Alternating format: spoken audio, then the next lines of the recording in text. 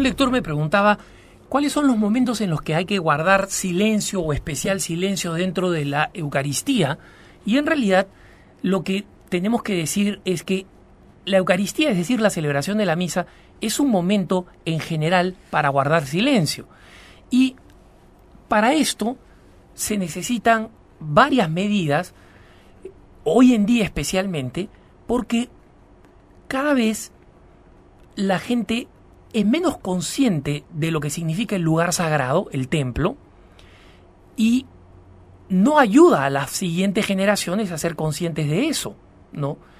Yo veo en algunas de las misas a las que voy, en las que se deja a los niños que hagan cualquier cosa, griten, corran en el templo, ¿no?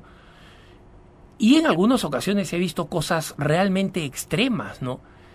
Una mamá, poco antes de la homilía, desenvolviendo un chupete, una chupetina, para dársela a un hijo de 9 años, que terminó la chupetina poco antes de la comunión y que fue luego a recibir la comunión. Obviamente, acá no solamente hay un atentado contra el ayuno eucarístico, sino contra el silencio, porque el silencio es una actitud integral, ¿no?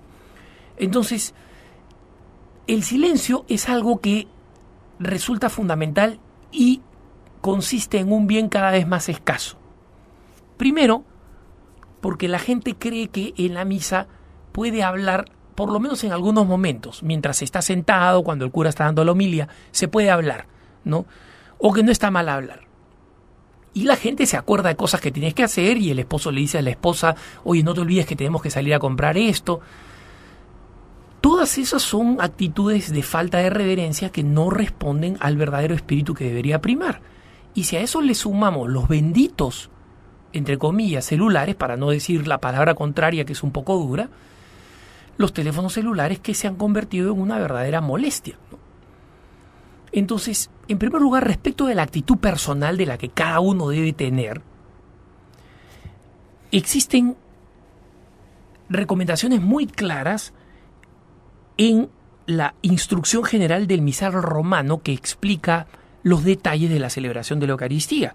La instrucción general del misal romano dice: el sagrado silencio también, como parte de la celebración, tiene que ser observado en todo momento, pero especialmente en algunos especiales.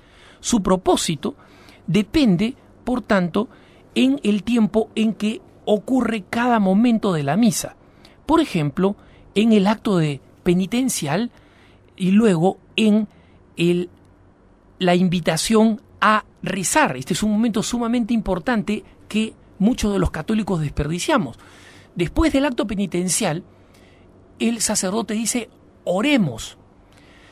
Y como recordarán ustedes, el sacerdote hace un gesto amplio, ¿no? Eleva las manos hacia arriba y a la altura de la cabeza junta las palmas y las pone en el corazón, que es un gesto litúrgico deliberado que significa que está recogiendo la oración de todo el pueblo al que ha invitado a orar y las está poniendo para luego presentarlas en el altar como otro Cristo. Cuando yo comprendí el valor de esto, que este era el significado de esa oración colecta, o sea, y se llama colecta porque recolecta las intenciones de todos los fieles, no he dejado nunca de convertirlo en un momento en que ofrezco especialmente por todas mis intenciones para que estén allí en el templo, en el altar. Y ese no es un momento entonces para desaprovechar, para conversar, para estar distraído. Es un momento realmente para recogerse y rezar. En el acto penitencial también. Luego, la instrucción general del misal romano nos dice es un momento adecuado, poco después de la homilía, guardar el silencio para meditar en lo que se nos ha sido hecho, y qué decir, por supuesto, de la Sagrada Eucaristía, del momento de la consagración y después de la comunión, un breve momento de recogimiento y de silencio.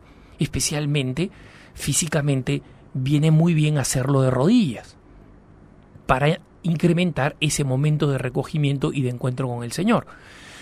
Pero la instrucción general del misal romano dice algo mucho más claro todavía en el número 45, ¿no?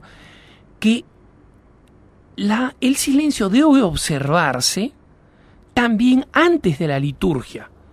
incluso antes de la celebración en sí misma, es altamente recomendable que el silencio sea observado en la iglesia, en la sacristía, es decir, que en la sacristía los sacerdotes no estén pues riéndose, etcétera, ¿no?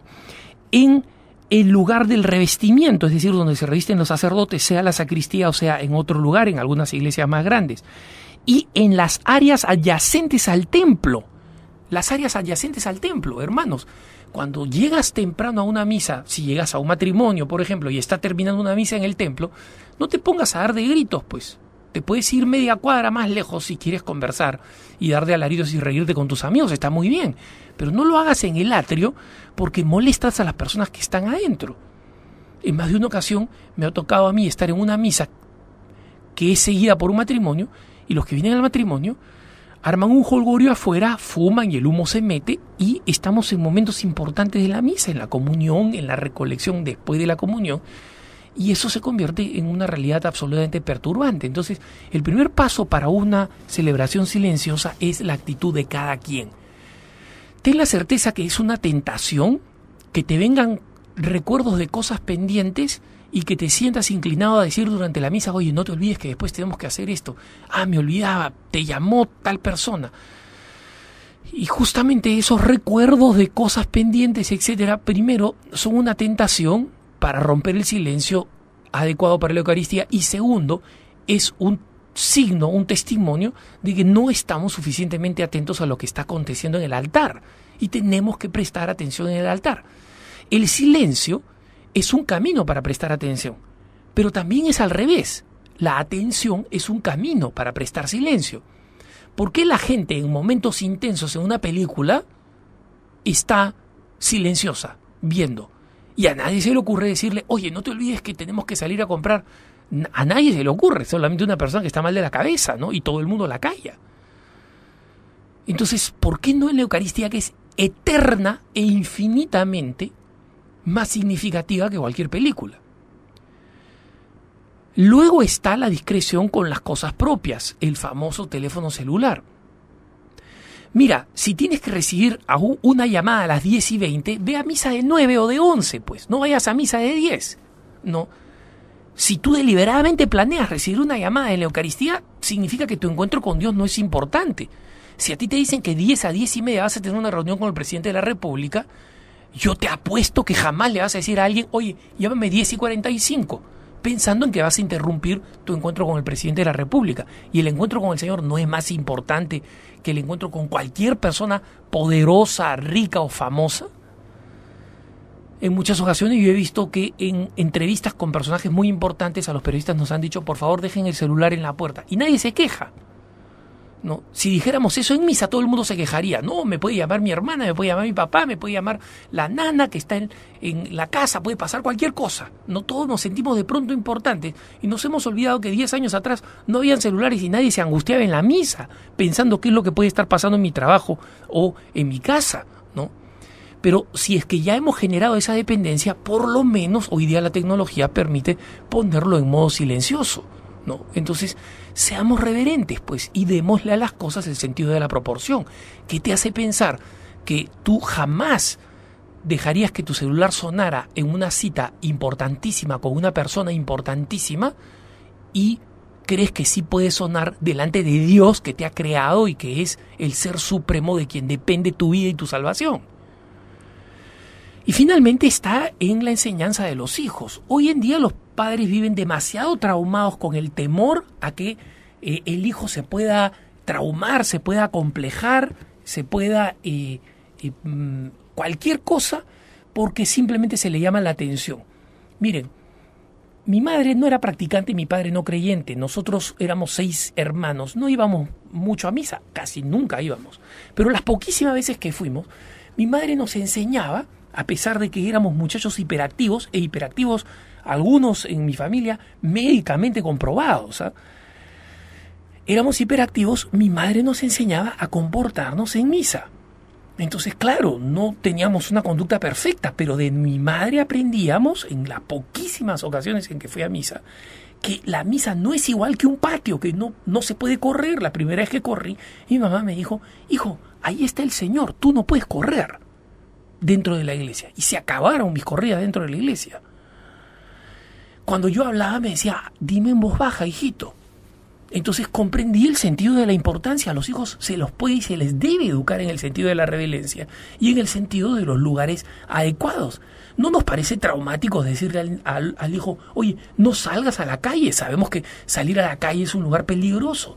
Entonces, ¿por qué no le podemos enseñar con la misma claridad y con la misma firmeza la importancia de los lugares sagrados y de guardar el silencio? Los niñitos que usualmente están buscando la atención del padre y el retorno del padre porque lo necesitan, no necesariamente van a guardar un silencio perfecto, pero van a ir aprendiendo, sobre todo por el testimonio de los padres. Si ve a los papás hablando, a los papás distraídos, a los papás que no hacen nada con que los hijos hagan cualquier cosa, obviamente de esa manera nunca van a aprender. Y tenemos que educar a las siguientes generaciones a mantener la reverencia en la Eucaristía.